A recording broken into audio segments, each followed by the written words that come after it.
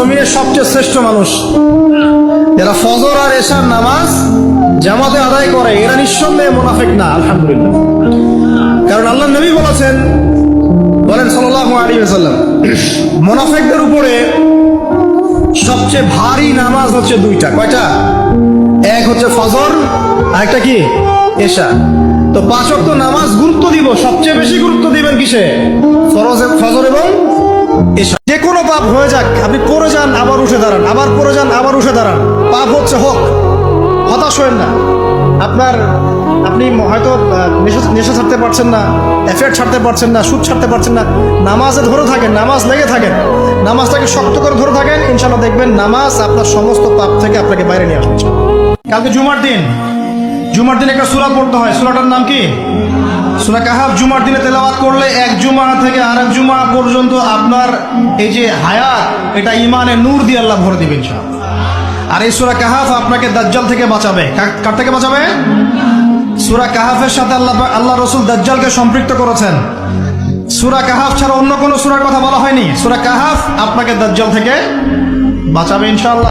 যখনই আপনার সামনে মুহাম্মদ নামটা উচ্চারিত হবে, কমপক্ষে সাল্লাল্লাহু আলাইহি ওয়াসাল্লাম অবশ্যই পড়বেন। একবার দরুদ শরীফ পড়লে 10টা নেকি হয়, 10টা গুনাহ মাফ হয়ে যায়। আল্লাহ পাক 10 বার আপনার প্রতি রহম করবেন, আপনার মর্যাদা আল্লাহ পাক 10 গুণ বাড়িয়ে দিবেন। বলেন সুবহানাল্লাহ। আমরা সবাই পাপী, আমরা সবাই পাপী, পাপের তো শেষ নাই আমাদের, আল্লাহ মাফ করুন। ওয়া খায়রুল খাত্তাইন আত-তাওয়াব, যারা তওবা করে ফিরে আসে এরাই হচ্ছে শ্রেষ্ঠ পাপী। জীবনের যে কোনো সময় যদি কেউ খালেস ভাবে আল্লাহর দিকে তওবা করে ফিরে আসতে পারে, আল্লাহ পাক এক মুহূর্তের মধ্যে তার আমলনামার সমস্ত গুনাহ মাফ করে নেকি দিয়ে পরিবর্তন করতে পারে।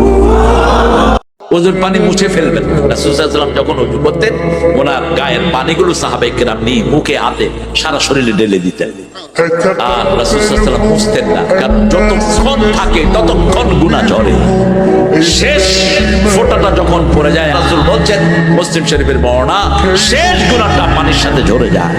নামাজের সেজদায় যখন আপনার মাথা আপনার সবচেয়ে উঁচু জায়গাটা সবচেয়ে নিচু জায়গায় লাগিয়েছেন, আল্লাহর সামনে নত করেছেন, এই সেজদায় তাসবিহ পাঠ করেন সুবহানা রাব্বিয়াল আ'লা, অথবা সুবহানাকা আল্লাহুম্মা রাব্বানা ওয়া বিহামদিকা আল্লাহুম্মা ইগফিরলি, অথবা সুবহুন কুদ্দুসুন রাব্বুল মালাইকাতি ওয়ার রূহ পাঠ করেন। করার পর দোয়া করেন। সেজদায় যে দোয়াই করবেন ইনশাআল্লাহ কবুল হয়ে যাবে।